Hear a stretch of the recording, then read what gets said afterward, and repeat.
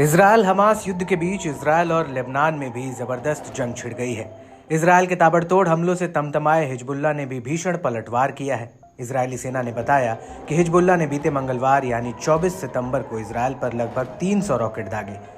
सैन्य प्रवक्ता rear admiral Daniel हैगरी ने कहा कि इजरायल पर करीब 300 रॉकेट दागे गए, जिसमें से 6 नागरिक और सैनिक घायल हुए, जिनमें से अधिकांश को हल्की चोटें आई हैं। उत्तरी इजरायल शहरों जैसे हाइफा, साफेद और नाजरेत पर हवाई हमले किए गए। In the last few days, Hezbollah has fired hundreds of rockets towards Israel.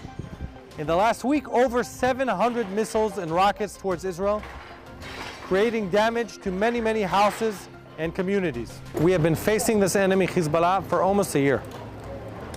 Unprovoked, Hezbollah started this war, and for the last year we have been acting in self-defense, trying to prevent a wider escalation.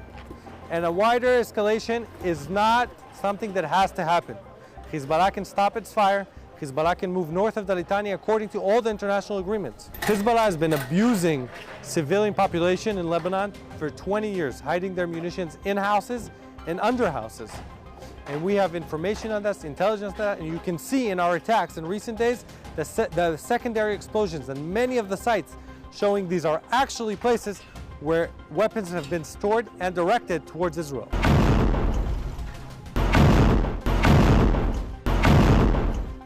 वहीं Hezbollah ने अपने वरिष्ठ commander Ibrahim कुबैसी की मौत की पुष्टि की है। समूह ने बयान जारी कर कहा कि वो यरूशलेम के रास्ते में शहीद हुआ। कुबैसी हिजबुल्लाह की मिसाइल और रॉकेट बल का अतिरिक्त केंद्रीय कमांडर था।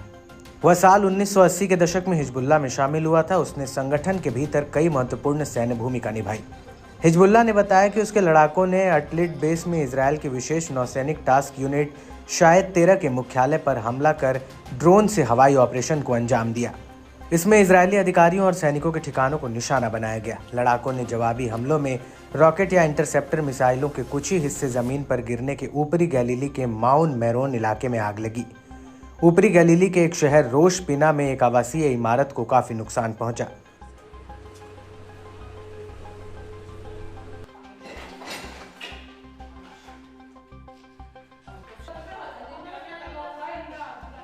इजरायल का लेबनान में सीधा संघर्ष होने से मिडिल ईस्ट में गहराता संकट पूर्ण युद्ध में बदल सकता है।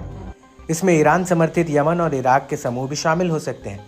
हिजबुल्लाह के हमलों से इजरायल के सीमावर्ती शहर किरियत शमोना में एक लोकल म्यूनिसिपल स्टोरेज फैसिलिटी को भारी नुकसान पहुंचा है। लेबनान में दशकों के बाद इजरायल की ओर से किए गए भीषण हमले ने दोनों देशों को युद्ध के और करीब ला दिया है। हिजबुल्लाह ने कहा कि उसने रात भर में कई इजरायली सैन्य ठिकानों को फादी रॉकेट से निशाना बनाया। समूह ने बताया कि लड़ाकों ने मंगलवार को उत्तरी इजरायल में दादो सैन्य अड्डे पर अपने लक्ष्यों के अलावा लगभग 50 और रॉकेट दागे।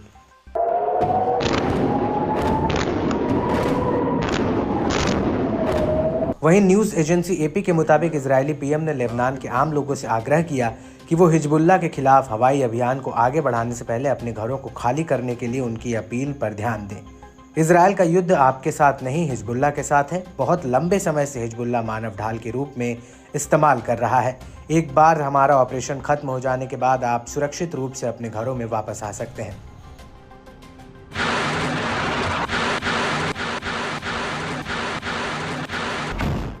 इस बीच इजरायल ने लगातार दूसरे दिन लेबनान में हिजबुल्लाह के कब्जे वाले इलाकों पर हमला किया।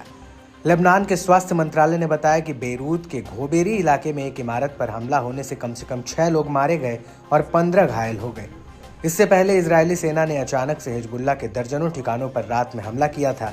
लेबनानी अधिकारियों ने बताया था कि इन हमलों में 50 बच्चों और 94 महिलाओं समेत 598 लोग मारे गए और 2835 लोग घायल हुए।